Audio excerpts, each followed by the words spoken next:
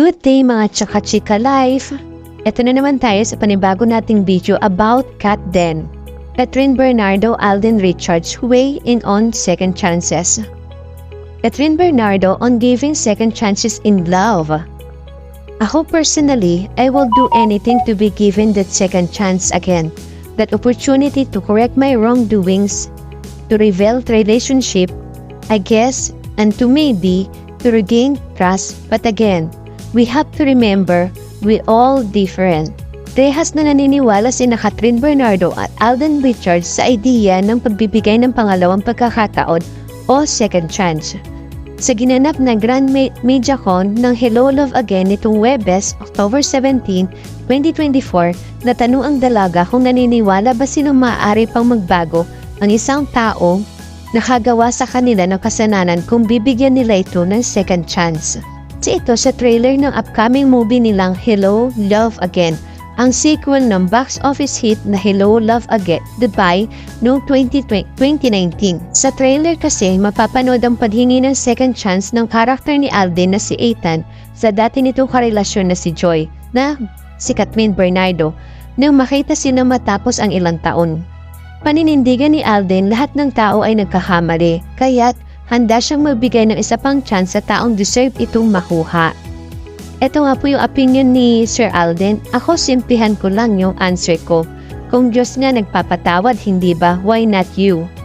But sometimes, depende pa rin po talaga sa tao. Ayan lang kasing mantra ko sa buhay ko. Especially people tend to make mistakes over and over again. Sometimes, hindi naman natin maiwasan na mayroon tayong magagawa na makakasama ng loob ng isang tao.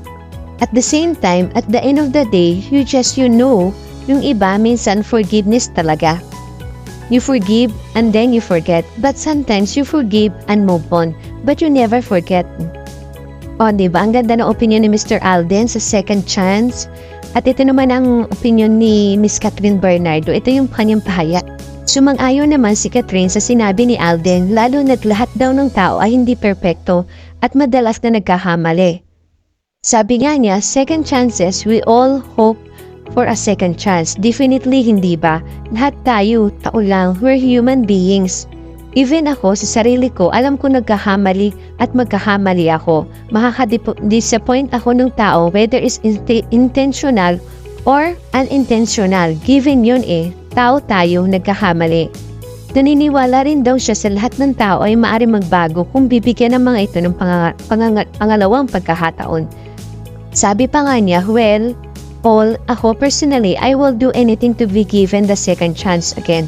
The opportunity to correct my wrongdoings, to rebuild the relationship, I guess, and to maybe to regain trust.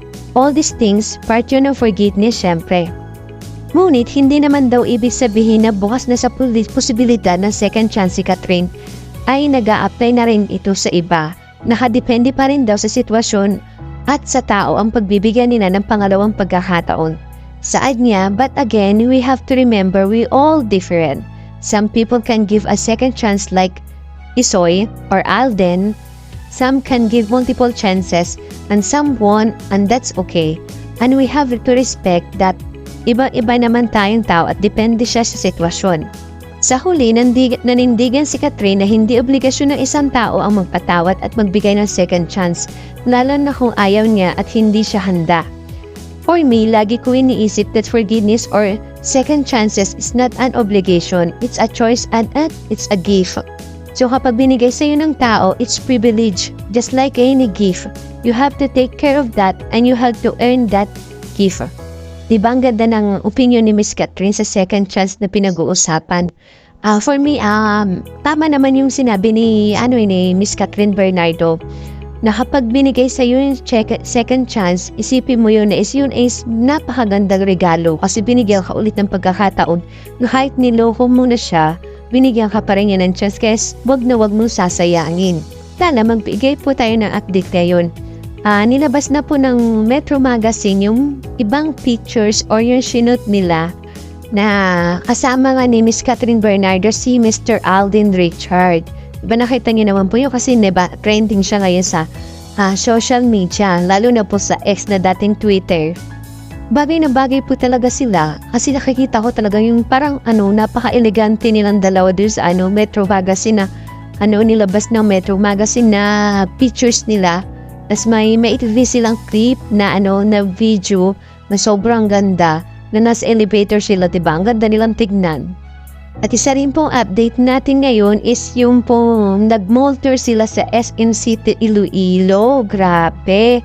May ticket selling din sila doon ni Mr. Alden Richard at Catherine Bernardo. Grabe, sobrang daming tao, no? Nakita niyo po yung mga video na nagsilabasan.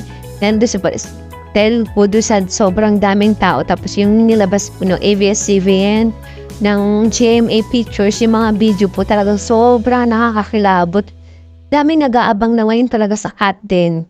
Ang dami nang nabubuo mga fandom ng Kat Den. Sobrang marami nagmamahal sa kanila.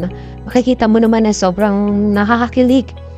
Yung mga iba nga nagko-comment sa Facebook account ko or sa mga dito rin po sa sa YouTube. Kahit na matanda na sila, kinikilig pa rin sila sa sa dalawang to, kay Mr. Alden Richard at kay Miss Catherine Bernardo.